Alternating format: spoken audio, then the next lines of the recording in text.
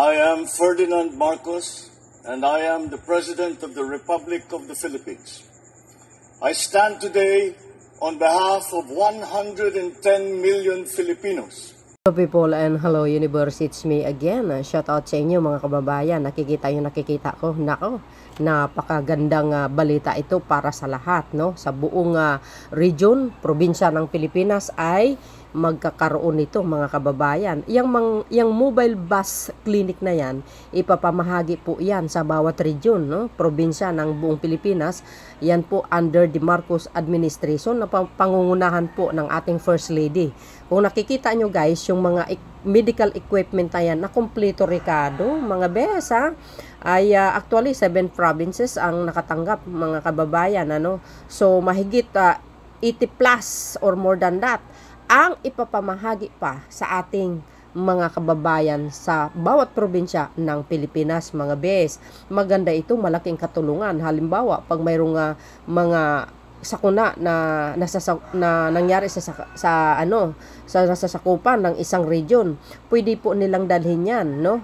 Para talagang magamit ng ating mga kababayan. Kumpleto yan, may x-ray, mayroong mga pang ultrasound, lahat guys, pang medical equipment. Talagang napakaganda ito, no? At syempre, ang Pangulong Marcos Jr. sa anibersaryo ng kanyang may bahay na First Lady, na talagang tinutugon nila ang pangangailangan, no, ng ating mga kababayan pagdating sa kalusugan. Yan naman po ay mga LGUs dapat ang magkaroon po ng mga katulad na lang ng may libreng gamutan sa kanilang nasasakupan, pwede po nilang dadalhin yan. O, di ba? Kumpleto ang ano guys, sa mga medical equipment, sa medical bus mobile yan, no? Nakikita nyo sa screen. Nako, talaga naman, no? Kaya kudos sa Marcos admin at talagang mahalaga din ang kalusugan, no? Ganyan ka-organize ang Marcos administration, very care sa mamamayang Pilipino. So yun guys, pakinggan po natin itong video na ito para malaman ninyo, no? Congratulations sa inyong lahat. See you again guys on my next upload video. Bye bye bye and babus. God bless Philippines. Karagdagang ano guys, no? Karagdagang kaalaman tungkol dito sa pamimigay ng mobile bus clinic. Eto na. Handa na ang 83 mobile primary care facilities na makakarating sa lahat ng probinsya para magbigay ng libreng serbisyo medikal.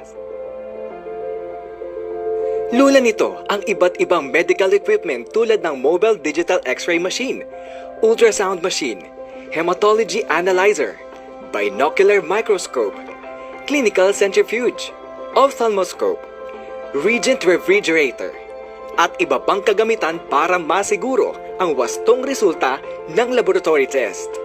Sa katunayan, sinimulan ng ipamahagi sa mga lokal na pamahalaan ang mobile primary care facilities tulad ng naganap na seremonya sa Kapitolyo ng Pampanga. Dinaluhan ito ng mga lokal na opisyales mula sa mga karatig na probinsya kung saan tinanggap nila ang mobile clinics. Bukod sa pamamahagi ng pasilidad, sinisiguro ng pamahalaan na handa rin ang local health officials sa pagpapatakbo ng medical equipment nito. Sa lalawigan pa rin ng Pampanga, sumailalim ng regional training and orientation ang provincial health officers para sanayin sila sa operasyon ng mobile primary care facility. Buong bansa ang serbisyo ng libreng laboratorio, konsultasyon at gamot para tugunan ang pangangailangang medikal.